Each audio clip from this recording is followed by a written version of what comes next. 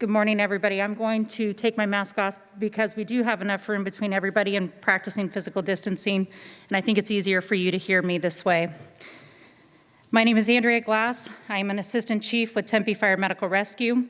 I have with me Clint Shablitsky, who's the general director of public affairs with Union Pacific.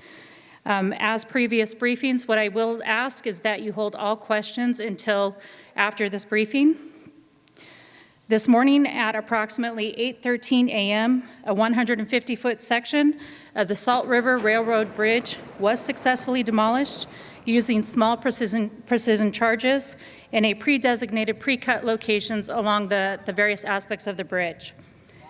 The operation was done without any injuries, and an all clear has been given for the site for our proper utilities to go in and check and make sure that there's no disruption of services. So currently we have APS, SRP, and Southwest Gas going into that site area to assess and inspect their respective utilities over the next hour. I would also like to say that Southwest Gas is going to be monitoring the 3 specific areas for any disruption or any possible leaks, and so they will be doing that over the next hour as well. Once they've deemed it safe, they will restore proper utilities in those 3 addresses, and we will have normal services provided. I would also like to report that the offloading process for the 2 cars that had the cyclohexanone have successfully been offloaded as of 8:40 p.m. last night. What remains in the tanks is a residue, and so that process has also been successfully done. So as you can see, we've had a tremendous amount of progress over the last 24 hours that we are very, very happy with. We're happy with the processes and procedures that are in place to make sure this site remains safe as we proceed forward. I will now turn it over to Clint from Union Pacific, who will address the next steps for the next 24-hour period. And good morning, everybody. Clint Shablitsky with Union Pacific Railroad. I just want to start off by thanking all of our partners in this, the city, the first responders, state, local, and federal authorities. Everyone came together to make this operation a success today, and we're thankful for that and having the close coordination that we've had with all of the entities. Now that the bridge section is down, our clearing operations will begin. You'll see a lot of heavy equipment. We will likely cut the bridge section that came down into smaller pieces so that we can truck it from the site today. Some of it may be moved aside, but our goal is to get that area cleared so that we can prep for bridge construction. It was mentioned that the tank cars had residue in them. There still is residue. So at some point today, we'll have a team in there clearing out the residue so that we can safely remove those tank cars that remain on the ground. Bridge construction teams will then come in once the site is clear. They will start setting up their pads for reconstruction. We do not have a timeline at this point on when that bridge will be reconstructed. We are evaluating options to reconstruct, and we're going to choose the most efficient way to do that, to get it done quickly and also get it done safely. That is it, so I think we'll take questions from here. Why were those 2 rail cars still left on the bridge? Sure. The question was, why were the 2 rail cars still left on the bridge? We pulled them to that section. The bridge was damaged. The rail cars were not in a place that we could get them completely off. So the safest way to get those rail cars on the ground and unload them was to bring them down with the bridge section. That process went exactly how you wanted it to, how it all came down? Correct. Yeah, the bridge came down with the cars. You'll see 1 car is still at somewhat of an angle, but that allows our cleanup crews to come in and pull the product, the lumber, off of those cars and then clear the cars off of that bridge section. I know at one point Union Pacific was told to kind of leave the site for investigators to try to figure out why the derailment originally happened. Is that process over now? Is that part of the investigation ended? The investigation continues. So there are parts of the scene that we are keeping intact so that it can be investigated further as we do the continued cleanup and reconstruction. Is there any update on when that road nearby the site is going to be reopened? Is that going to take the bridge being reconstructed to happen? The question is essentially when will the road underneath the railroad bridge be reopened? That's undetermined at this point. I believe it will take our teams to get in there and repair a significant portion of that bridge before the the road can reopen, but I can't speak to exactly when that will be. What is the goal timeline to get all of that debris out of the area and start reconstruction? The question was, what is the goal to get the debris out of the way so that we can start reconstruction? This week, is it going to be the timeline? Will you be able to get everything cleared by the end of the day, by Tuesday? Sure. The goal for the clearing operation is to remove the debris, both the bridge components and the rail cars, out of the way enough so that our bridge team can come in and start to set things like crane pads and create enough space so that they can begin the process of reconstructing the bridge.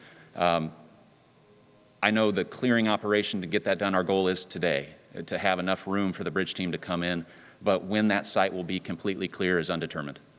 The rest of the bridge that remains, is that structurally sound? Will that remain in place as you start rebuilding? The question was the rest of the bridge over Town Lake, is it structurally safe? The answer is, I believe, yes. We're still going through the process of assessing the bridge and the components that need to be replaced on the structure that's still standing. There is nothing that indicates any more of the bridge or any more bridge sections will need to be altered or removed. Aesthetically, will it look the same once this is over? The entirety of the bridge over Town Lake, that's a truss bridge, that will remain. The new sections that are going to be reconstructed will look a little different. They'll look like a more traditional bridge that you'd see over a regular roadway today. Is there any early indication on what caused the derailment? I mean, the investigation still going on. The question was about the cause of the derailment, and that's correct. The investigation continues. Is it suspicious? Have you ruled out it being suspicious? The question was, have we ruled out it being suspicious? I can't speak to that. It's still part of the investigation.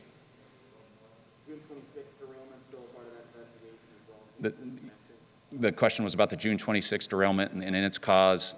That derailment, the bridge inspection on July 9th, and this derailment are all part of the same investigation. Is it safe to say that any hazardous material that was in that area has now been removed? There's no existing threat via gases or anything else in that area? So the question was, is it safe to assume that all the hazardous materials have been removed? Is there any gases still? We still do have a hazard. We still do have a hot zone because there are residue and there are still vapors inside the tanks. They have been sealed right now. So part of that process will be to clean the tanks and make sure they're scrubbed appropriately before they're transported. So that's the operation that will occur today. So there is a hazard zone still. There still is a hot zone. Once they've cleared away, then we will proceed with that operation later today, and we will make sure a defined hazard zone and hot zone has been established, and then that process will proceed until the tank cars have been removed. Any idea when the lake will be reopened? I do not, so the question was, any idea when the lake will be reopened? I think the next 24 to 48 hours will give us a better idea of when that lake will be reopened. And what we can do is we will continue to post information on our city site, which is www.tempe.gov. And we do have a specific site dedicated to the rail bridge. And if you use that search term, then you can get the updated and current information in regard to when lake reopening and park reopening will be.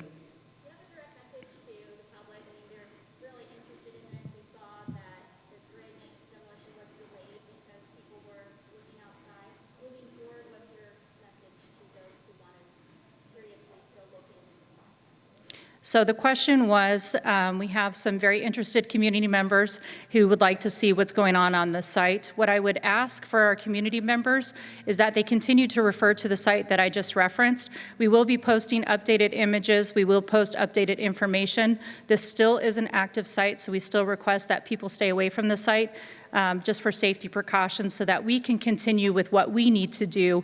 And we will post and they will be able to get the information on social media platforms or through our city site. I'm not sure who this question's better for, but I know there was a talk of that you could file claims with Union Pacific if you had to evacuate your house today. Curious first if anyone filed for anything like that yet.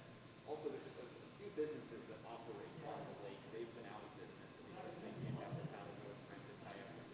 Can they file for these claims as well? I believe that will be you. So the question was about, first, the 800 number that we set up for those immediately impacted by the evacuation and the claim process that's involved and reimbursement that's involved. And the second part was there are businesses in this area that are also affected by the closure of the lake in this area and the process for that. So I have not heard yet who has utilized that 800 number this morning. So I don't know if anyone has called in or needed assistance or reimbursement for costs associated with relocating for these couple hours. And then on the longer term business impacts and any other costs associated that aren't currently covered by Union Pacific, we will have a claims process that for everyone to go through, and we'll work with all entities that have a claim.